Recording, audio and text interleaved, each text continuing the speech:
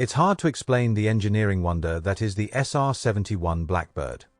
A long-range plane capable of flying 26 kilometers above the surface of the Earth.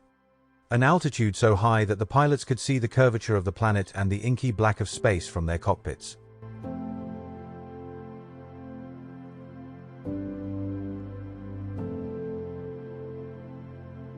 Entirely unique engines were needed to function from 0 all the way up to Mach 3.2.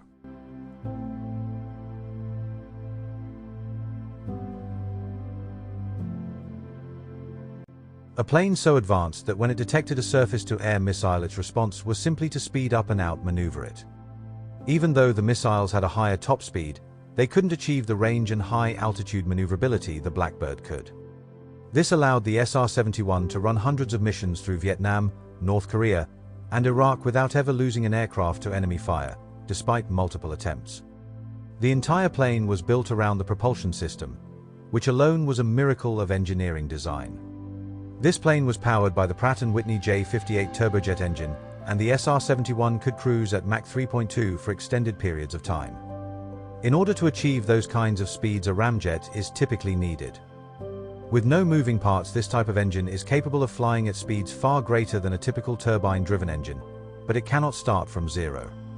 It needs forward movement in order to achieve the correct compression of air in the combustion chamber. So they are either dropped from a conventional plane, have a secondary propulsion system, or are a hybrid of a conventional jet engine and a ramjet, which is precisely what the SR-71 used.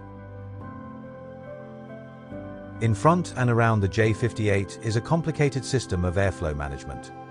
First is the inlet spike. It is capable of moving forward and backwards by 0.66 meters. This movement adjusts the inlet and throat area, which controls the airflow entering the engine. It also keeps the position of the normal shockwave at its ideal position between the inlet throat and the compressor. This is the most efficient position for the shockwave, as it minimizes the energy loss due to drag. The inlet spike stays in the forward position until Mach 1.6. After this point, it begins to move backwards by 41 mm for every 0.1 increase in Mach number, keeping the shockwave in its ideal position. The inlet spike contains perforations, which connect to the outside of the nacelle through ducts. Initially, the airflow will come from the outside to provide additional airflow to the turbojet engines, but once the plane hits Mach 0.5, this airflow reverses. Around the engine is a bypass area, which takes air from the inlet and bypasses it around the J58 engine. This air was used to cool the J58, which again improved engine efficiency and allowed the plane to fly faster. Ramjets can go up to Mach 5, so why did they cap it at 3.2? Would they have run out of fuel? Fuel efficiency in terms of cost doesn't mean a whole lot to a military plane like this. The military doesn't care about cost, but the more fuel you carry, the heavier and bigger the plane gets, increasing the fuel it uses.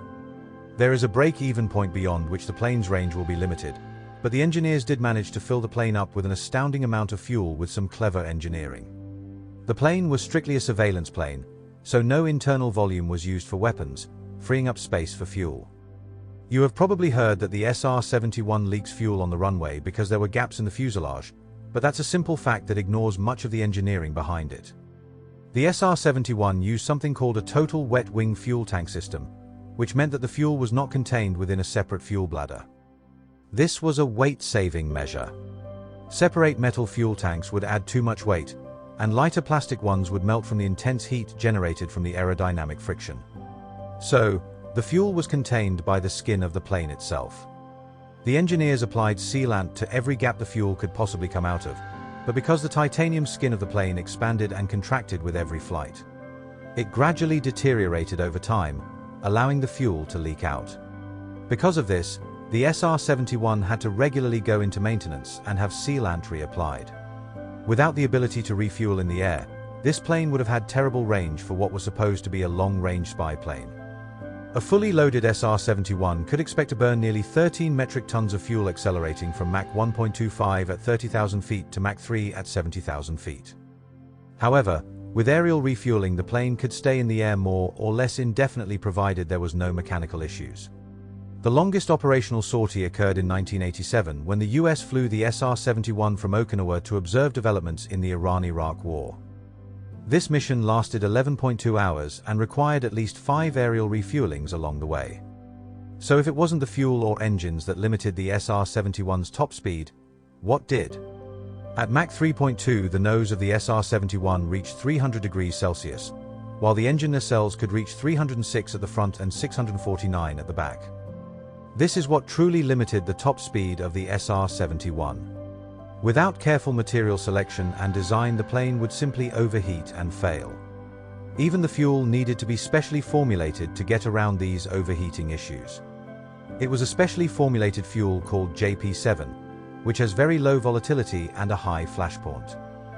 This was partially needed because the fuel leaked on the runway, and they needed a fuel that wouldn't ignite or easily evaporate and make the ground crew ill. But mostly, they needed a fuel that wouldn't vaporize in the tanks and cause fuel feed and pressurization problems. The JP7 fuel was so stable that it doubled as a coolant for the entire plane. The fuel was pumped around the airframe to cool critical components like the engine oil, hydraulic systems, and control electronics. When the fuel got too hot, it was simply sent to the engines for combustion. Because the fuel was so stable, the plane needed to carry shots of triethylborane, a fuel that spontaneously ignites in the presence of oxygen, to start the combustion cycle and afterburners. The plane usually only carried about 16 shots of triethylborane, so the pilots needed to manage them carefully, particularly when slowing down for refueling and managing unstarts. But why was the SR-71 painted black? For this, we have to refer to Kirchhoff's rule of radiation, which states that a good heat absorber, like a black object, is also an equally effective heat emitter. So, the black paint helped the SR-71 radiate heat away from the plane, as it allowed the plane to radiate more heat than it gained from radiation from the sun. These efforts helped to keep the plane cool. But the structure of the plane still needed to be incredibly heat stable. Aluminium is typically the material aircraft engineers turn to. It was used for the Concorde, but aluminium had its speed limited by heat to around Mach 2. Aluminium is cheap, has a great strength-to-weight ratio, and is easily machinable. Titanium, the material that made up 93% of the SR-71, has only one of these properties. But titanium is incredibly expensive. The refinement process is incredibly long and requires expensive consumables. It's also not easily machinable as it readily reacts with air during welding or forging, becoming brittle. For these reasons, titanium is rarely used in structural parts in aviation. However, the real benefit of titanium is its ability to resist heat. Titanium alloys have incredibly strong bonding within its crystal lattice. Titanium alloys can resist temperatures up to 600 degrees Celsius before their atoms begin to diffuse and slide over each other significantly. It also has very low thermal expansion, reducing the thermal stresses in the aircraft. But titanium has its limits, and for the SR-71 this was about 3.2 Mach. The SR-71 used heat-resistant composite materials as radar-absorbing wedges between the structural frame. The SR-71 successor, the SR-72, which is now in development, will take advantage of new high-performance composites, which will allow it to reach speeds up to Mach 6. Many of its engine components will likely be 3D printed titanium with cooling ducts printed right into the part. Its range also won't be determined by pilots, as it will be an autonomous drone.